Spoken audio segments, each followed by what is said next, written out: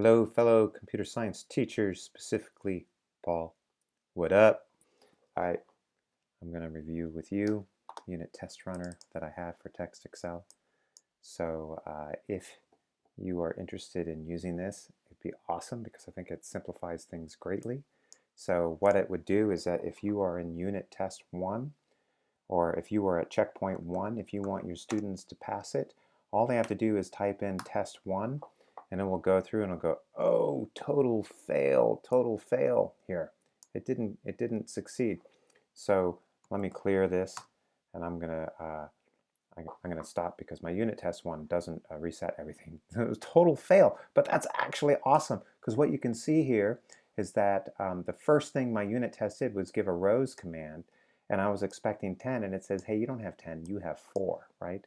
So I need to set the rows to 10 and my columns to 7. And so I can just do rows equals 10, my columns equals 7. And now when I print, oh, I don't got my width right. My default width it's asking for is 9. So I can set my width equals to 9 here. I could have just restarted. These are my default values. And now when I print, I get the standard default thing. So if I were to run my test 1, okay, what I get here now is a full score 12 out of 12 points.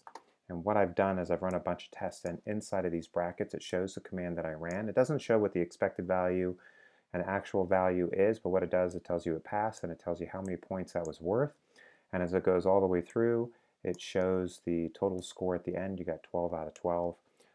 You can see that I have one test that loads an input file, and I have another test that sets the width equals to 4, and another one does print, and I do all these things and it just passes. Now, in the same thing with a different test file, if they're at test checkpoint 2, I can run test 2, and that completely runs as well. You can see that it ran all the tests, it gives all the things. It has the ability to make certain tests worth 0 points. If I'm just doing a setup, right, if I'm just setting things up, if I'm going to clear things and move things around, I can make a test worth 0 points because, or a command worth 0 points. Every command is essentially a test. And you know, if I have 5 commands for my setup, I don't want to score that, so I just make it worth 0 points. And then I can go through and then I can make something else, a print command worth 2 points as I go on through. Now, I've added some of the commands that you may not have. I have a display command, so it gives me what does B1 display look like? What is the value of A1? So these are certain commands that I have. What is the expression of A1? So these are different commands that I have added into mine. It doesn't matter with the unit test runner what your commands are or how you run your spec. The unit test runner will work with anything you've got. Okay, so don't worry about that. You can keep all your specs the same. There's just a few things that need to be set up differently that I'll show you how to do. If I keep running with this, I can do test 3. It runs just a longer set of tests, and then I'm going to show you something really cool. I'm going to do test final. You're going to test final. What do you mean final? Well, if you look over here in the set of tests, checkpoint, here are the files that have my tests in them. 1, 2, 3, I could have 4, and then I have final right here.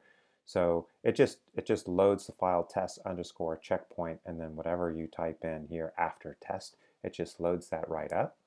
Okay, and so when I test final, this is the end thing that I'm doing at the very end. It has all the tests in there that I want to do. It's a long script.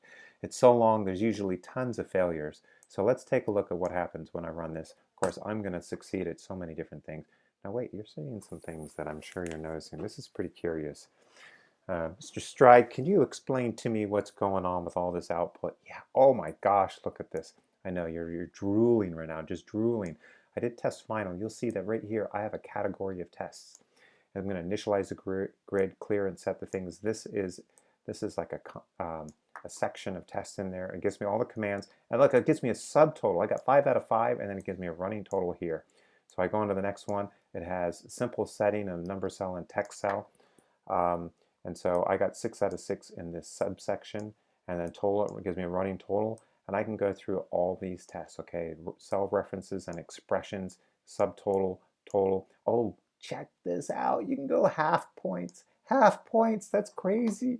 All right, then we get all this done, and you're like, you know what? I don't want to scroll through all of this. This is too much work for me to scroll through all these tests. When I'm done, So what can we do?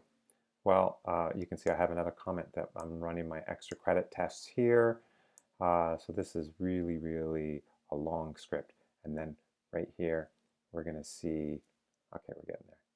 Boom, summary report. Okay, it's going to go through every subsection, tell you what you get out of that subsection. For every subsection here, it's telling you the points that you got so you know where you missed things. It has that extra comment that I had in there about extra credit start, so it's going to output that comment, and then it's going to give me all the output. At the end, it gives me my total score. You can see that right here that my X credit test denies sorting over range with self-referencing cells. I did not implement in this code right here, so I get 0 out of 2 points there, and at a total, I got 56 out of 58. Now, there's one other thing that's super duper duper duper cool in here. There's so many things cool. First off, next, I'm going to show you that there's some circular references. Now, you know that if you have some circular references in your code, what will happen to the normal student's file or test, but it will go forever, okay? It's an infinite recursion. They may crash, they may not. It may just go for it, because it may not, you know, you'll catch that test, but if you have some sort of loop that takes forever, wouldn't it be nice to have a timeout thing? And yes, you can. So let me just show you a little bit about this test final. So this right here are the contents of my test final. I'm going to show you more details in that, but I'm going to show you some really cool thing down here is that in my test final, you're thinking, oh my gosh, you don't want to build this thing. Oh, you don't have to. Look, I have a special command in here that says, from here on out, I want you to create these tests in a special thread, and if after 100 milliseconds it's not done, I want you to time out. And so it'll time out, and if it does time out, then you're going to get 0 points for that section. So this is a relatively new feature. I haven't tested it out with doing multiple timeouts over and over again. It just basically does the rest of the file in a timeout. So I have to beef that up with some extra special stuff. So how does this work? I know you're dying to know. Well, I wrote a document on it that's super cool. If I were to go out, and I'm gonna do it here live, you're not gonna see anything ugly, but I'm gonna go out to my my Google Drive share where I have the file, and then it's gonna have all the super cool stuff in there. I may have to cut this out because this is just too much. This is ugly. Okay, so I have, oh, I like the name of it. You can't, it's called, oh, you can't even read it. It's called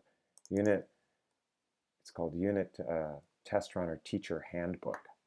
Okay, and inside of there, I talk about the different commands. So we've just seen the simple command like test1, but there's other test commands that you can do that are available even to the student. So here are some test commands. Test1, test2 we saw, and then you can actually add true at the end of that. What that does is if you want your test to stop after the first failure, you can add the true. It's completely optional input value. If you add true, that means to break at first failure. And so that way it allows easier debugging. I know when you're helping students when they're running their test, because they're going to love the test, they go, why is it breaking? And they ran through 1,000 tests and now the files or the grid's completely different, and so you don't even know where to begin. So if you do this stop on first failure, then that's awesome. You can do false, but that's the default value, so you don't need to worry about that. So it talks about the infrastructure and the setup and how to do that, and I'll just briefly record that, or yeah, I can do that. And then there's this super cool thing where you can record a test session. This will help you build a test file, because like I had all those commands in there and you're like, Mr. Stride, I don't want all those commands in there. I know you don't. I know you don't, because you like your own things. So what would you do? Well, this is what you do. Instead of creating that fancy schmancy file all by yourself, you're going to do test start, and I'm going to call it Paul1. Okay, this is the Paul1 test. It didn't do anything. Funny.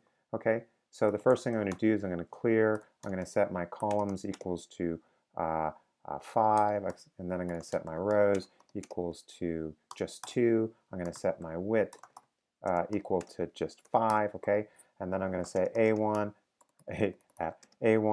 is equal to 3. That's all I'm going to do there. And then I'm going to say A2 is equal to A1 plus 7. And then Well, that's odd. Unknown or malformed command. So I have a bug there. What do you know? Okay. Well, that's cool. Now in my tests, I'll have something strange like that. So if I do, I'm going to do the value of a1, and that should give me 3. No, that gives me 3.0 because that's what the value is. And then, that's done. I'm done with this thing. So I'm going to do test end, just like that. And so now what we'll find is, if I go over in here and I'm going to refresh my thing, and I did test point, it's a checkpoint Paul 1. Look at that. So now I've loaded that file up in here. Okay, so you can see that the first command I did was clear, and then this is explained in the in here how the file structure works. Okay, the test file structure, it's all explained in there. But what it is here is you got your command. The next number is the number of lines that are expected. And if after I type in clear, if there's no output expected, there's nothing expected. The default value for a particular test is 1 point. Okay, so right now, if I were to, this will be funny, but if I were to do test Paul 1, it's going to run my test. I got 5 out of 5, even though I failed with this one. I know you're thinking, how did you, what's going on here? So what happened is, it's building all these commands. For columns, I'm expecting 1 line of output, and the answer better be 5. When I do a equals 3, I'm expecting no output. When I do this, I'm expecting 1 line of output, and what should it be? What should it be? I'm not really expecting anything. It should be 0, right? And if I ask for the value of A2, 1 value, what should A2 be? It should be 10, right? Right? It should totally be 10. And I don't know why it didn't give me. Oh, it needs to be A1. Duh. So I didn't have a bug. But anyway, so I had my self-referencing thing. I caught my self-reference. So now that I set my command is A2 is equal to A1, then when I ask for the value of A2, it better give me 1 line, or it better be that. Okay, so if I save that and then I run my test again, and I like being able to do clear at the top of my test, so that way I don't have to always change my stuff. So I do test Paul 1. Okay, I ran through, and this time I passed. If I print, okay, you can see my values there. Now let's say that when I do my clear, I don't want any points for that, so I'm going to give that 0 points just by going after that. And if I do my columns is 0 is 5, you know what, I'm going to give that half a point. And rows equals 2, you know, I'm going to give that 0.3 point. And width is 5, you know, I'm going to give that 0.01 points, because I like to be crazy. I'm just a wild guy. And then A1 is equal to that, so I'm still going to do this. And okay, I have that value, and I save it, right? So now if I rerun my test, if I rerun my test Paul 1, okay, do you see the points that I have here? I got 1.8 points passed with all these things in here. So what I've done is I've created this test file by just recording a session. So I didn't like that recording session. So let me start a new one. Okay, test Paul 2. I'm recording a session. Oh, cannot find. Oh, yeah, I need to do test start. Of course, it says it can't find that test file. Test start Paul 2. Then, let's, well, I got to clear it, and then I do A1 is equal to 12, A2 is equal to A1 divided by 3 plus 14.5, and then I'm going to do a print. And I didn't set my rows and columns in there, that's okay, but that's the expected output when I print, okay? So I'm going to do test end. Now if I open up that file, if I open up test Paul 2, what you see is here, after I did my print command, it's expecting 6 lines of output. Here's the first line, second line, third line, fourth line, fifth line, sixth line, okay? It has no number after here, it defaults to 1 point. If I want it to be bigger points, I can say, you know what, that's so big it's going to be 4. And if I want to make a comment in here, I'm going to say, Mr. Stride is so cool. Don't you love it? Okay, and then, at the end, it looks like it's done, but you know what? I'm going to do a subtotal, and then I'm going to start a new section that's going to be my new section here, and I'm just going to do one test in here. It's going to be simple. I'm just going to do rows, okay, and 0 output. Let's move with 5 points. How about that? That's cool. And then I do subtotal to get my end, and that's, so I have my one command. It's expecting 0 lines of output, which is why I don't have anything underneath that. It's worth 5 points. I know I'm crazy. This is Paul 2, so if I do test Paul 2, it ran more output here. And you'll see that it ran the clear, it ran the 2 commands, it gave those 0 points that I assigned them because that's what I told. Then it gave my output. Mr. Stride is so cool, okay, because it's doing the section. It ran that one test where it did print, and it said the subsection was worth this many points. I started a new section, it asked for row. I passed it with 5 points, 5 out of 5 for that, total 9 out of 9. Then it gives my summary report. My total score is 9 out of 9. That rocks, okay? Totally rocks. So now you can create test files for however you want to do it, whatever your input may be, however many points you want to give it. And then if you want to have timeouts, you can do that. You can have as many tests as you want. So what's really is like, well, how do I set this up? How do I do this? Well, the key things is you got to have this file called UnitTestRunner. And this, so I just give you this file. And this file requires a few things. It mostly it requires that there is a this method right here. I think that's basically all that this file requires.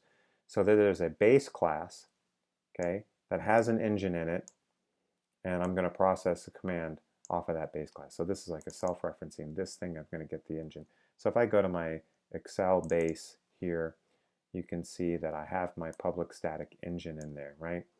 And so then in my constructor, I set my engine equal to this. How cool is that? So I'm setting my value, so whenever they increment or create this, I do some other cool stuff in here. I'm not going to talk about it because it has nothing to do with testing, but someday I will treat you to the wonderful world of GUI on the fly.